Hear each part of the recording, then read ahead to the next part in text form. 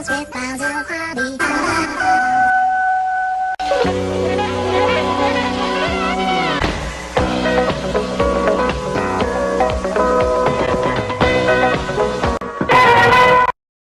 Welcome back to Pat and Ken at the holidays, the 2025 edition. Here we are in the second episode, and we're going to look at a TV show. Ken? You know, to me, Pat, every snowflake is a gift. And every snowman is a mountain of horror. Was that horror or horror, Ken? Horror. Oh, and by the way, I'm Ken Candela, the movie wag. All right. So, Ken, you're on a roll. You picked this one too, and a great choice. But please describe. Well, it's Green Acres. Dun dun dun dun dun dun dun. Green Acres is the place to be. Green Acres was a show on in the 60s. It was a spinoff from a TV show called Petticoat Junction. Yeah, because a lot of the characters that were on Green Acres also transitioned over to, or are on Green Acres, transitioned over from Petticoat Junction.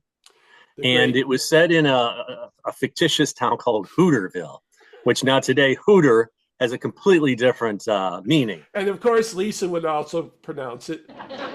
Another triumph for the Hooters-ville Electronicus. Hooters-ville. It starred, it ran for a few years. Healthy run. It starred Eddie Albert. The Chores.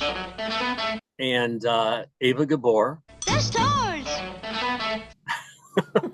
Used to love the opening as a kid. Oh, God. You know, it's that's a the strange classic. thing. You are my wife. Goodbye, City Life. Green Acres, we are there. And the basic we premise liked of the show was Eddie Albert's character is a lawyer a very successful New York lawyer, Oliver Wendell Douglas. Yet he at some point he decides he no longer wants to practice law, and he wants to move out, buy a farm, and live a gentleman farmer's life. And unfortunately, the farm he buys is an absolute toilet. Come in.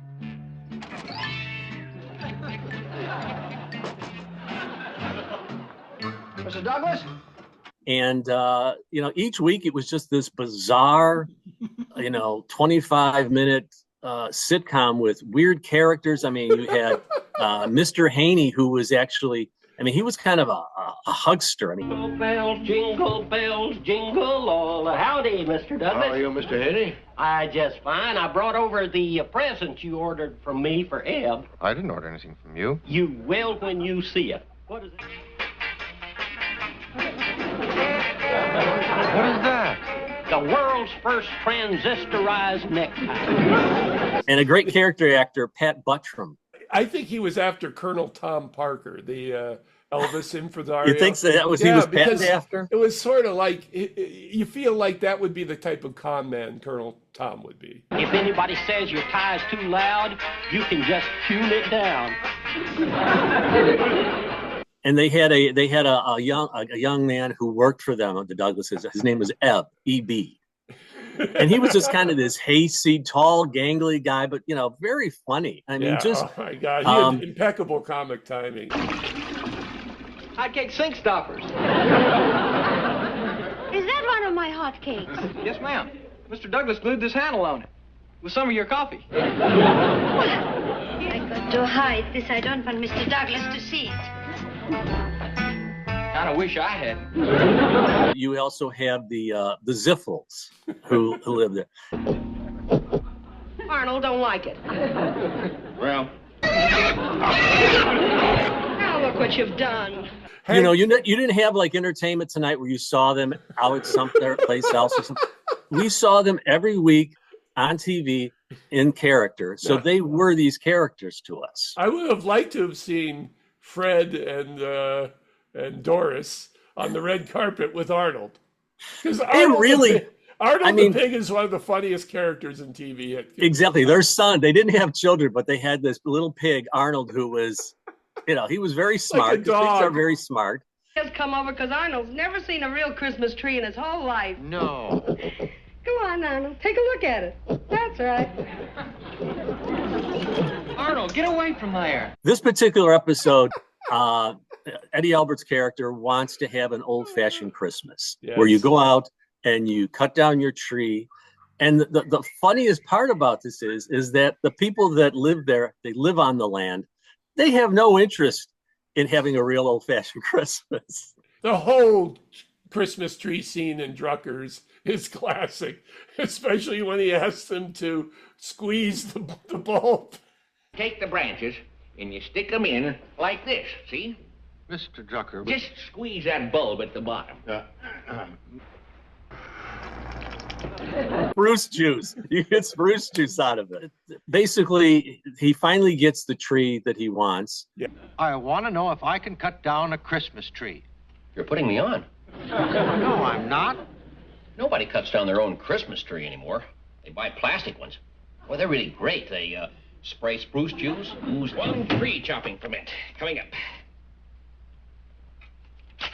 There we are. Thank you very much.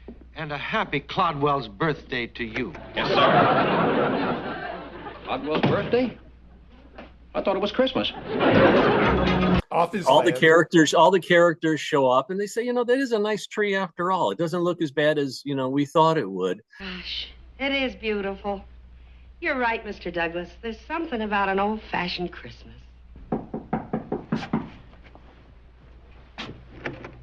Ah, Mr. Drucker, Mr. Kimball. Merry Christmas, everybody. It's a sort of an official visit. When you left my office the other day, you wished me a happy Clodwell's birthday, and I wanted to be sure you knew it was Christmas. Just kidding. Oh, wish I'd known that before I took down all my Christmas decorations. The thing about his character, too, is he was the straight man throughout the entire, he would basically just set up the premise, and then they would just joke around him, and he basically always just looked befuddled and upset. Well, yes, and his big laughs came from his exasperation of being the only one who wants to be a decent farmer. Gentlemen, to the American farmer, Christmas is real. He goes out with axe in hand, chops down his own tree, brings it back, garlands it with strings of popcorn from his own corn crib, makes cider from his own apple trees. And when the Christmas carols ring out in the still of the night, he looks up at the sky and he says, I'm proud to be an American farmer on Christmas. So, and now that I'm older, Ken, of course, I see what they're trying to get away with. Lisa's pronunciation of flock trees. How about a freshly flocked fir? No, I don't. I like the frocked fur. Will you stop beating around the bush and give me my permit? Yes, sir. You want a bush beating permit. That, you can't get any more adult than that. That was probably the greatest adult sitcom on there. Yeah. Just side of laughing. Yeah. Well, also the final one. That's right. What's he trying to do? Oh, he thinks all trees are squirters. So, Pat, what do you give it? Well, I mean, there's just no other rating but 4 bells. 4 bells for Green Acres. I know, I'm going to give it 4 bells, too. I mean, it still holds up. I mean, it's one of those 60s sitcom. Each week when you tuned in, you knew you were in for a few laughs. All right. For Green Acres, the Christmas episode, season 2, by the way. Dun-dun-dun-dun-dun-dun. On the next Pat and Ken, my eternal quest to find an old-timey movie that's in the Christmas spirit, that's not Miracle on 34th Street. And I found it. It's another street. It's a Miracle on Main Street. Next on Pat and Ken. At the holidays.